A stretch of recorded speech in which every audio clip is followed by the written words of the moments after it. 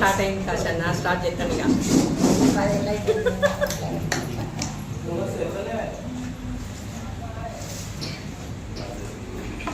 Current bill అప్పు ఉందని చెప్తున్నారు. దాదాపు ఒక 15 days బ్యాక్ అప్పు కట్టలేదని చెప్పేసి, ఏవైతే వసూలు కట్టలేదని చెప్పేసి మన వీధి దీపాలు అనేటివి ఆర్పేయడం జరిగింది. అప్పుడు మళ్ళీ రిక్వెస్ట్ చేస్తే మళ్ళీ అది వీధిలో అయితే స్టార్ట్ చేసారు. మరి ఇన్ని రోజులు ఎందుకు అది పెండింగ్ పెట్టారు? ఇప్పుడు మన ప్రభుత్వం వచ్చి 60 days అవుతుంది, కానీ మీరు ఈ కరెంటు బిల్లుల బకాయిలు ఎన్ని రోజుల నుండి ఉండేది? మరి మీరు ఎందుకు కట్టలేదు? ఇప్పుడు ప్రతిదీ ఇప్పుడు వచ్చిన కొత్త ప్రభుత్వానికే మీరు అంటగట్టాలని చూస్తున్నారు. ఆ పొరపాటు ఎవరు ఉన్నారు? మరి మీరు ఇప్పుడున్న పాలక వర్గం ఏం చేస్తున్నారు?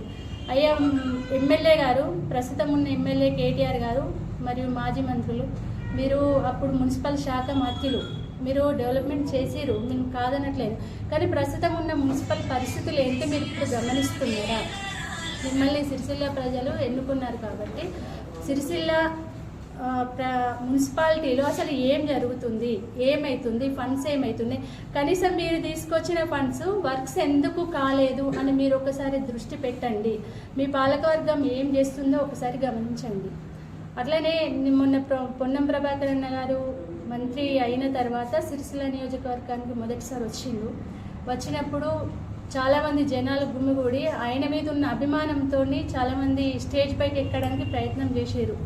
ఆ ప్రయత్నంలో కొంచెం గందరగోళం జరిగేసరికి మంత్రివర్యులే తనే ఒక ఫ్రెండ్గా ఉండి అందరినీ, అది నెట్టివేయడం కాదు, ఏదో చనువుతోటి అందరినీ పదండి అని అంటే, ఇప్పుడున్న కొందరు టీఆర్ఎస్ నాయకులు దాన్ని ట్రోలింగ్ చేస్తున్నారు. ఏమని అని అంటే, చేసుకున్న మంత్రి పొన్నం ప్రభాకర్ అన్న గారు. అది ఎంతవరకు నిజమో మీరే ఆలోచించాలి. అక్కడ ఎవరు బాధపడ్డ వాళ్ళు లేరు. సభ పైన స్టేజ్ పైన ఉన్నవాళ్ళు నవ్వినారు, స్టేజ్ కింద ఉన్న వాళ్ళు ఫ్రెండ్లీగా తీసుకున్నారు తప్పించి మీరు అన్నగారిని బ్లేమ్ చేయడానికే ప్రయత్నిస్తున్నారు. అది మీ విఘ్నతకే వదిలేస్తున్నామని తెలియజేస్తున్నాను. బట్టలు కూడా తీసే ప్రయత్నంగా మాట్లాడింది కాబట్టి వాళ్ళను మాట్లాడింది ఏంటి అంటే, వాళ్ళకి విజ్ఞత ఉన్నదా, మంత్రి ఏంటిది, మంత్రి ఏం మాట్లాడిండు, మంత్రి భ్రమించిందా అని చెప్పి మాట్లాడడం అది తప్పుగా అని చెప్పి వాళ్ళు మాట్లాడడం జరిగింది. మరి వారు మాట్లాడిన మాటలు వారి విజ్ఞతకే వదిలేస్తున్నాం. బట్టలు ఇప్పడం అన్నాడు చాలా పొరపాటుగా మేము భావిస్తున్నాం. ఒక మంత్రిగా ఉండి ఇప్పుడు ఎమ్మెల్యేగా కొనసాగుతూ ఆ మాటలను వారు వెనుక తీసుకోవాలని నేను చెప్తాను. వెంకటరెడ్డి గారు ఆదిశీనన్న మన వేములవాడ నియోజకవర్గ ఎమ్మెల్యే అయిన ఆదిశీనన్న గారు నిన్న మీటింగ్ పెట్టుకోవడం జరిగింది. అందులో భాగంగా రాజన్న సిరిసిల్ల జిల్లాకు 40 కోట్లు రిలీజ్ చేయడం జరిగింది డెవలప్మెంట్ కోసం. సిరిసిల్ల నియోజకవర్గానికి 10 కోట్లు, వేములవాడ నియోజకవర్గానికి 10 కోట్లు, గుడి టెంపుల్ అభివృద్ధికి 20 కోట్లు నిధులు శాంక్షన్ చేయడం జరిగింది. అంతకుముందు ఉన్న కేసీఆర్ గారు మేము వచ్చిన వెంటనే నేను అక్కడనే పుట్టి పెరిగినా అని చెప్పి 100 కోట్లకు ఎగనామం పెట్టి వెళ్ళిపోయిన వ్యక్తి తను. ఇప్పుడు వచ్చి రేవంత్ రెడ్డి అన్న గారు సీఎం అయిన 60 రోజుల్లోనే మాట నిలబెట్టుకొని వేములవాడ డెవలప్మెంట్ కోసము 20 కోట్లు ఇవ్వడం జరిగింది. కాంగ్రెస్ ప్రభుత్వం ఎప్పుడైనా ప్రజల వెంటనే ఉంటుంది, ప్రజలకు అభివృద్ధికి వెన్నంటే ఉండి కోరుకుంటుంది.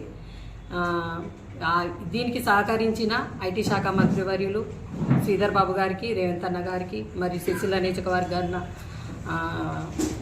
కేకే మహేందర్ అన్న గారికి, వేములవాడ నియోజకవర్గ ఎమ్మెల్యే అయిన మరియు ప్రభుత్వ విప్ అయిన ఆదిశీనన్న గారికి కృతజ్ఞతలు తెలుపుకుంటున్నాను.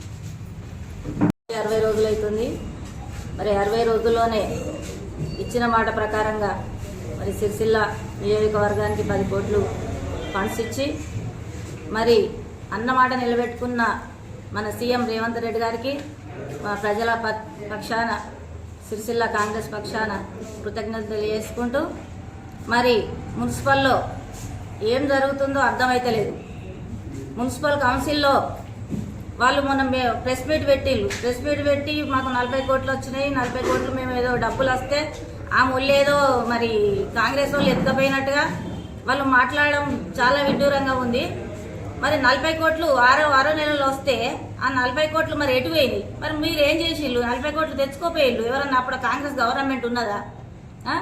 6వ నెలలో వచ్చిన ఫండ్స్ను ఇప్పుడు 1వ నెల వచ్చింది, గవర్నమెంట్ వచ్చి 2 నెలలు కాలేదు. మరి ఆ ఫండ్స్ ఏదో కాంగ్రెస్ వాళ్ళు ఎత్తుకపోయిళ్ళు, మేము ధర్నా చేస్తాము అని మాట్లాడుతుండ్రు. చాలా విడ్డూరంగా ఉంది.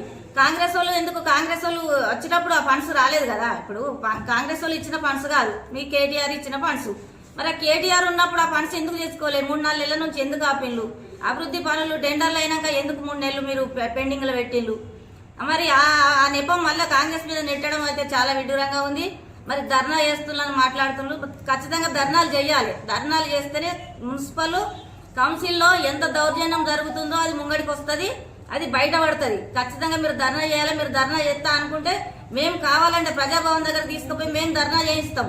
చెయ్యండి. ధర్నా చేస్తే ఏ విషయాలైనా మున్సిపల్లో ఏం జరుగుతుందో ఆ అవినీతి అంతా బయటకు వస్తుంది. కాబట్టి ఖచ్చితంగా మీరు ధర్నా చేయాలి.